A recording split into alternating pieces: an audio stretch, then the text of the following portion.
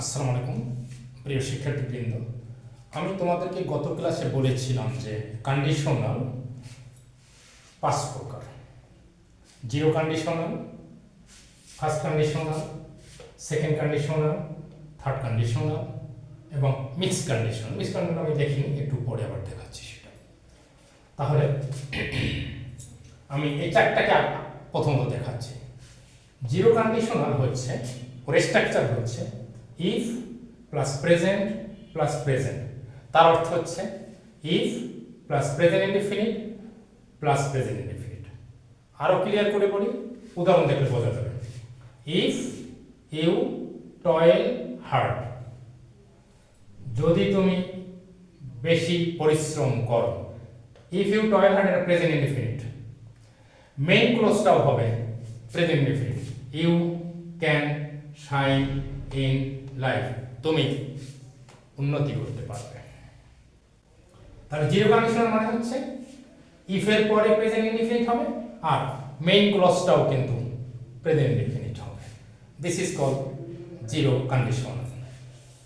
First conditional, এটার structure হচ্ছে if plus present plus future. আসলে ইফ প্লাস প্রেজেন্ট ইনডিফিনিট কথাটা স্ট্রাকচারে সাধারণত লেখা হয় না, বড় হয়ে যাবে সেই জন্য। If plus present plus future তোমাকে বুঝে নিতে হবে, এর অর্থ হচ্ছে if plus present indefinite plus future indefinite. তার মানে উদাহরণ দেখুন, if you come I will go there. If এর পরে প্রেজেন্ট ইনডিফিনিট আছে, পরের ক্লজটা মেইন ক্লজটা হবে ফিউচার ইনডিফিনিট। এই যে future indefinite, will go there. Second conditional, if plus past indefinite, would অথবা কুড অথবা মাইট, আর ভার্বের হবে বেস ফর্ম। তোমরা একটু বারবার দেখলে বুঝতে পারবে। আমি আবার রিপিট করি, এটা হচ্ছে ইফ এর পরে হবে পাস্ট ইনডিফিনিট আর মেইন ক্লজে উড কুড মাইট যে কোনো একজনকে আনবো আর ভার্বের বসাবো বেস ফর্ম। কারণ আমরা তো নিয়ম জানি যে মডালের পরে সাধারণত ভার্বের বেস, এগুলো সব মডাল।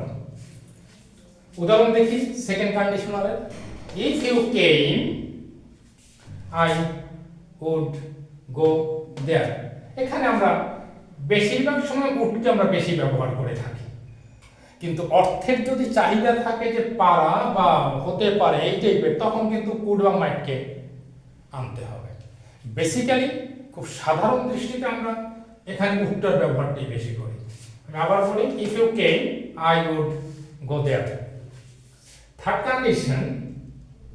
কন্ডিশনাল, এটার স্ট্রাকচার হচ্ছে if plus past perfect plus would have, could have, might have plus VPP. তার মানে ইফ এর পরে থাকবে পাস্ট পারফেক্ট, পরের মেইন ক্লজে হয় উড হ্যাভ, না হয় কুড হ্যাভ, না হয় মাইট হ্যাভ, তারপরে ভিপিপি মানে ভার্বের পাস্ট পার্টিসিপল। আমি এর একটা উদাহরণ একটু দেখাই থার্ড কন্ডিশনাল। যেমন if you had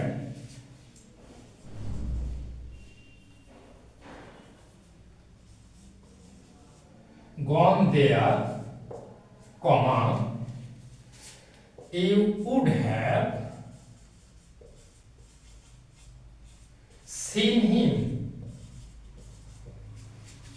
আবার বলি, if you had gone there, তাহলে if এর পরে past perfect had gone, you would have, এই would have যে কোনো একটা দেখো, you would have seen him। এখানেও এই কথাটা বলা ভালো যে আমি would have কখন লাগাবো, might have সেটা ওই সময় লাগাবো যদি এমন আছে করতে পারতে যদি হতো তাহলে would have, সেটা অর্থ বুঝে করতে হবে। তাহলে প্রিয় শিক্ষার্থীবৃন্দ, তোমরা আজকে দেখলে যে কন্ডিশনাল 5 প্রকার, তার 4টার কিন্তু আমি স্ট্রাকচার এবং উদাহরণ দিয়েছি। একটা বাকি আছে মিক্সড কন্ডিশনাল, সেটা আমি তোমাদেরকে নেক্সট ক্লাসে দেখানোর চেষ্টা করব। তোমরা সবাই ভালো থাকো, সুন্দর থাকো।